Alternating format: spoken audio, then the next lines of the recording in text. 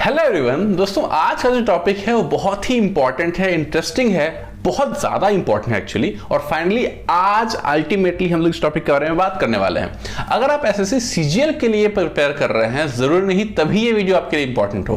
किसी भी competitive exam के लिए अगर आप प्रिपेयर कर रहे हैं और उसमें मैथ्स पूछी जाती है तो ये वीडियो आपके लिए काफी इंपॉर्टेंट है, क्योंकि इस वीडियो में हम लोग अल्टीमेटली बात करने वाले हैं कैलकुलेशन के बारे में। दोस्तों, आजकल के कॉम्पिटिटिव एग्जाम्स में जितना कॉम्पिटिशन है, जितनी हाई कट ऑफ जा रही है, जितनी भीड़ है, उसके मद्देनजर ये काफी जरूरी है कि जो आपका कैलकुलेशन एबिलिटी है वो अच्छा हो।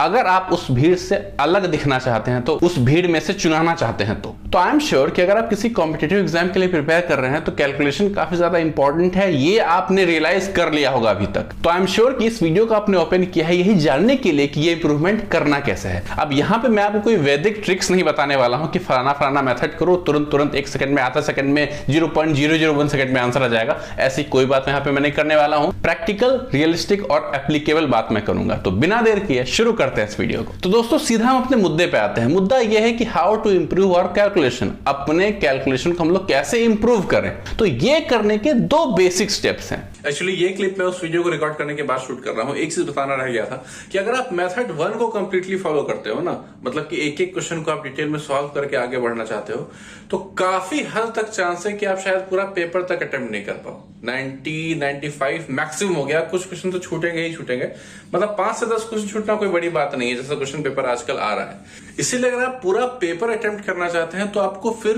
मेथड 1 के बाद फिर मेथड 2 की तरफ थोड़ा शिफ्ट करना ही पड़ेगा। लेकिन ऐसा नहीं है कि अगर आपने शिफ्ट नहीं किया तो आपका सिलेक्शन नहीं होगा, क्योंकि सिलेक्शन लेने के लिए 100 में से 100 क्वेश्चन करना जरूरी नहीं है। 90 क्वेश्चन अगर आपने किए लेकिन एक्यूरेसी आपके पास है तो आपका सिलेक्शन होगा। और शायद आपका मैथ्स में अगर थोड़ा कम मार्क्स रह गया क्योंकि सारे क्वेश्चन आपने अटेम्प्ट नहीं किए, लेकिन इंग्लिश में हो सकता है आपका मार्क्स काफी अच्छा हो, जिससे कि वो कॉम्पेंसेट हो जाए। और जिसने 100 में 100 अटेम्प्ट किए ज्यादा मेथड 2 का यूज करके, उसका इंग्लिश शायद उतना अच्छा ना हो। तो ऐसा बैलेंस चलता रहता है। And apart from that, this video is sponsored by olive board. Olive board पे हर संडे को लाइव मॉक टेस्ट होता है, कंप्लीटली फ्री। डिस्क्रिप्शन बॉक्स में लिंक है, उसको क्लिक करके आप फ्री में साइन कीजिए, फ्री में उस मॉक को दीजिए, लाइव मॉक को हजारों बच्चों के बीच में जज कीजिए, क्योंकि बीच में आप कहां पे स्टैंड करते हैं। अगर आपको अच्छा लगता है, रेलेवेंट लगता है मॉक, तो आप बंडल भी खरीद सकते हैं, पूरा मतलब पूरा पैकेज कहते हैं जिसको। अभी कुछ सेल चल रहा है तो 50% का डिस्काउंट तक आपको मिल जाएगा अगर आप SUPER सुपर कोड यूज करते हैं। तो मॉक टेस्ट के पूरे पैकेज का लिंक भी आपको नीचे डिस्क्रिप्शन में ही मिल जाएगा। तो जाइए, ज्वाइन कीजिए। एग्जाम का टाइम है, बिना मॉक दिए तो उपाय है नहीं, आप भी जानते हैं चीज को। अब देखिए वीडियो। पहला स्टेप कि या तो आप अपनी कैलकुलेशन स्पीड बहुत ज्यादा फास्ट कर लीजिए रेगुलर मेथड से। होता है ना कि प्रैक्टिस करते करते हमारी रफ्तार बढ़ती जाती है। कुछ लोग ऐसे होते हैं जन्मजात उनकी कैलकुलेशन काफी ज्यादा फास्ट होती है। तो कुछ भी करके जो रेगुलर मेथड होता है कैलकुलेशन का, उसको आपने काफी ज्यादा फास्ट कर लिया। अब ये कैसे होगा? तो इसके जवाब में कई सारे छोटे छोटे कंपोनेंट्स हैं। पहला कि हमें कुछ ट्रिक्स सीखनी होगी, जिस ट्रिक्स का हम लोग यूज करते हैं बेसिकली जनरली अपने कैलकुलेशन को फास्ट करने के लिए, जो कि एक्चुअल में एप्लीकेबल हैं। मैं इरेशनल ट्रिक्स की बात नहीं कर रहा हूं, वैसे ट्रिक्स जो रियलिस्टिक हैं और सही में अप्लाई किए जा सकते हैं। फॉर एग्जांपल कि 15% और 23% का हमें सक्सेसिव परसेंटेज निकालना है, तो कई सारे तरीके इसके हो सकते हैं, लेकिन जो इसका बेस्ट तरीका है वो है 15% प्लस 23% प्लस 15 इंटू 23/100। ये आपका सबसे बेस्ट तरीका माना जाता है। तो जो बेस्ट और सबसे जेन्युइन मेथड्स हैं, ट्रिक्स हैं, उसको आपको सीखना पड़ेगा। दूसरा कंपोनेंट है कि आपको कुछ फैक्ट्स याद करने होते हैं, जैसे कि आपको स्क्वायर्स याद होने चाहिए, क्यूब्स याद होने चाहिए, टेबल याद होने चाहिए, और ऑब्वियसली इन द एंड कुछ वैदिक मेथड्स भी आपको याद होने चाहिए। अब बात आती है कि ये सब चीजें जो याद होनी चाहिए वो कहां तक याद होनी चाहिए। लाइक क्यूब्स कहां तक याद होने चाहिए, स्क्वायर्स कहां तक याद होने चाहिए, टेबल्स कहां तक याद होने चाहिए।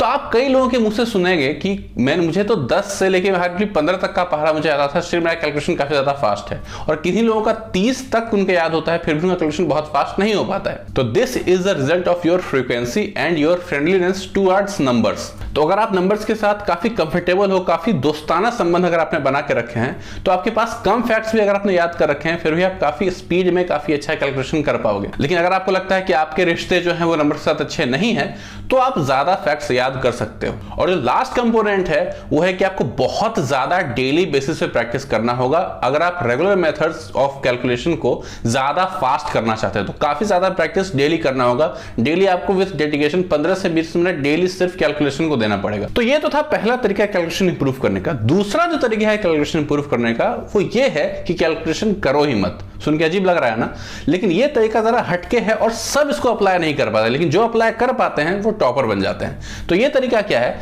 कि आप एक ऐसा रास्ता चुनिए आंसर लाने का। हमें अल्टीमेटली क्या करना है, क्वेश्चन सॉल्व करना है, आंसर लाना है और ऑप्शन टिक करना है। तो आप एक ऐसा तरीका चुनिए आंसर लाने का जिसमें कि आपको कैलकुलेशन करना ही ना पड़े।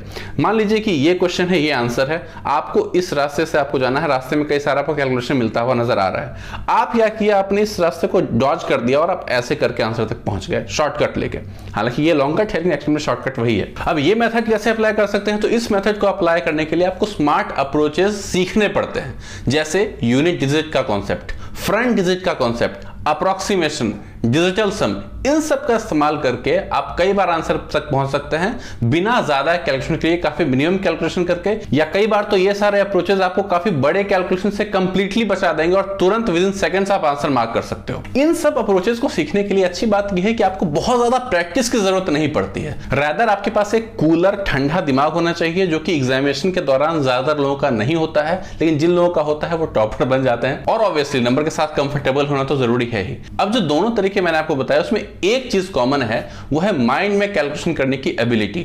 दोस्तों ये आदत डालिए कि आप किसी भी नंबर को माइंड में कैलकुलेट करना शुरू कीजिए। आज तक आपने नहीं किया है, शुरू में बहुत दिक्कत होगी, लेकिन अगर आपने 2-3 दिन भी इसके लिए प्रैक्टिस कर लिया तो आपका दिमाग काम करना शुरू करेगा और आपको रियलाइज होगा कि अगर आप ये एबिलिटी इनकैलकुलेट कर पाते हैं तो कितना ज्यादा आपका टाइम बचता है कैलकुलेशन का। अगर आप पहले मेथड के थ्रू भी चलते हैं फिर भी आपका बहुत टाइम बचेगा। इसलिए दिमाग में कैलकुलेशन करना इज द बेस्ट तरीका, चाहे आप फर्स्ट मेथड को फॉलो करें या सेकंड मेथड को फॉलो करें। अब जैसा कि मैंने बताया कि जो टॉपर्स होते हैं उनका इंक्लिनेशन सेकंड मेथड की तरफ ज्यादा होता है और वो लोग टॉपर बन भी जाते हैं। तो जब ये बात हम सुनते हैं तो हमें ऐसा लगता है कि अरे अगर टॉपर बनना है तो सेकंड मेथड ही सीखना पड़ेगा क्या। तो एक काम करते हैं, सेकंड मेथड ही सीखते हैं। भले ही हम कंफर्टेबल नहीं है, काफी डर लगता है कैलकुलेशन से और सेकंड मेथड हम लोग नहीं अप्लाई कर पा रहे हैं, तो भाई अब यही सीखना पड़ेगा अगर टॉपर बनना है तो। ऐसा नहीं है दोस्तों, फर्स्ट मेथड भी उतना ही इंपॉर्टेंट है। अगर आप फर्स्ट मेथड को ही सिर्फ फॉलो करते हैं, दूसरा मेथड की तरफ देखते भी नहीं हैं, फिर भी आपके अच्छे खासे चांसेस हैं। हम लोग गलतियां करते हैं ना कि हम लोग हमेशा टॉपर्स को देखते हैं, टॉपर्स को फॉलो करने की कोशिश करते हैं। रियलिटी चेक हम लोग उतना ज्यादा नहीं करते हैं जितना कि हमें करना चाहिए। ये तो हमें पता है ना, ये काफी रेयर है कि जो लड़का मैथ में टॉपर हो इंग्लिश में भी टॉपर हो। कॉमन चीज क्या है कि जिसका मैथ में काफी अच्छा स्कोर आता है, इंग्लिश में उसका थोड़ा कम स्कोर रह जाता है, या अगर इंग्लिश में जिसका बहुत ज्यादा अच्छा स्कोर है उसका मैथ्स का स्कोर एवरेज रहता है। ये कॉमन चीज है, इस पे हमारा ध्यान नहीं जाता है, जबकि इसी पे हमें फोकस अपना करना है, क्योंकि हमारा टारगेट ना ही इंग्लिश में 200 में 200 लाना है, हमारा टारगेट ना ही मैथ्स में 200 में 200 लाना है, हमारा टारगेट ना ही वैदिक मैथ्स सीखना है, हमारा टारगेट ना ही पूरे ग्रामर्स के रूट रटना है। हमारा टारगेट एक अच्छी सी जॉब लेना है और हमारा टारगेट इवन टॉपर बनना भी नहीं है इनिशियली, कुछ लोगों का होगा, लेकिन हमें एक अच्छी जॉब चाहिए। और हम लोग अच्छी जॉब तभी ले पाएंगे जब इस कंपटीशन को हम लोग क्लियर करेंगे, और क्लियर तब करेंगे जब अपने एबिलिटी को पहचान के उस हिसाब से बेस्ट परफॉर्म करेंगे। दूसरे को देख के सिर्फ कि वो 200 में 200 कैसे ला रहा है, क्या क्या तरीका फॉलो कर रहा है, मैं भी वही करूंगा, अपने एबिलिटी को कुछ मत देखिए, बस दूसरों को देख के बस फॉलो करने की जो एक ललक होती है ना, वो हमें गड्ढे में ढकेल देती। यहां पे आपके लिए मेरा प्यारा सा सजेशन रहेगा कि जब भी आप ट्रिक्स वगैरह सीखते हैं या कैलकुलेशन को इंप्रूव करने के बारे में वीडियोस वगैरह देखते हैं, तो आप स्पेसिफिक नंबर से कैलकुलेशन मत कीजिए। कई बार वीडियो में जो एजुकेटर उस वीडियो को बना रहा होगा, जो आपको बता रहा होगा कि इस नंबर को ऐसे मल्टीप्लाई करोगे तो वैसे आएगा, ऐसे करोगे तो वैसे आएगा, उस नंबर्स को आपको फॉलो नहीं करना। हमेशा रैंडम नंबर्स लेके कैलकुलेट कीजिए।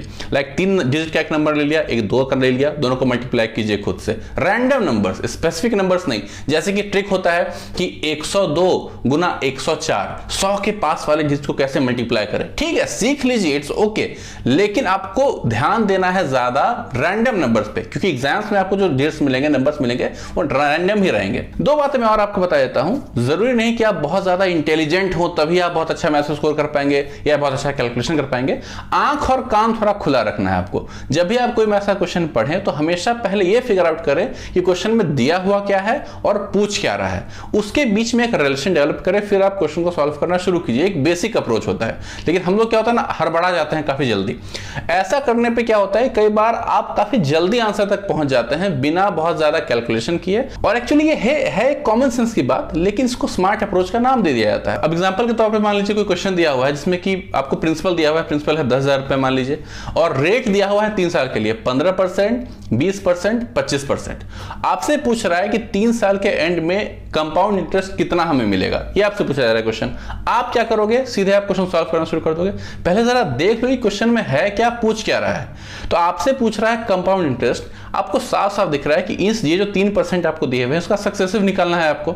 सक्सेसिव निकालने के लिए का जो वैल्यू होता है सक्सेसिव का, वो तीनों के सम से बड़ा होता है। तीनों को सम अगर आप मैं कर दे तो 15, 20, 25 बोला था ना मैंने, तो ये मिला के 60% हो गया, ठीक है। अब जो कंपाउंड इंटरेस्ट होगा उसकी वैल्यू 60% ऑफ 10,000 यानी कि 6,000 से ज्यादा होगी। तो जो भी ऑप्शन 6,000 से कम है उसको हम लोग काट देंगे। तो ये कॉमन सेंस वाली बात है, लेकिन इसमें ऐसा नहीं कि आपको बहुत ज्यादा कुछ इंटेलिजेंट होने की जरूरत है। इसमें कि आपने खुद को कैसे प्रिपेयर किया है। जब भी आपको क्वेश्चंस दिखे किसी भी चैप्टर का, तो आप कोशिश कीजिए ये अप्रोच रखने का। क्विज़ेस वगैरह देते रहिए काफी फ्रीक्वेंटली। क्वेश्चंस में क्या होता है, काफी कम टाइम में काफी ज्यादा क्वेश्चन रहता है सॉल्व करने का। तो जब आप उस प्रेशर के लिए यूज्ड टू हैं कि मुझे कम टाइम में ज्यादा क्वेश्चन सॉल्व करना है, तो आपका दिमाग ऑटोमेटिकली सबकॉन्शियसली ऐसे तरीके ढूंढता है कि आप जल्दी से जल्दी आंसर तक पहुंचे। तो अगर आपने अपने दिमाग को ऐसी आदत डलवाई हुई है, तो पेपर में भी अच्छा स्कोर करना या बेहतरीन कैलकुलेशन एबिलिटी दिखाना कोई आपके लिए बड़ी बात नहीं होगी। और आखिरी बात कि अगर आपको अल्टीमेटली कैलकुलेशन से दुश्मनी है, आप उससे प्यार नहीं करते, नफरत करते हो, लेकिन आप चाहते हो कि वो आपके पास आ जाए, तो थोड़ा सा उससे प्यार से बात करो, वक्त गुजारो उसके साथ, जो उसकी फेवरेट चीजें हैं वो करो, जो उसे पसंद है, जिससे वो इंप्रेस हो सकती है। ये सब करोगे तो एक ना एक दिन तो पट ही जाएगी।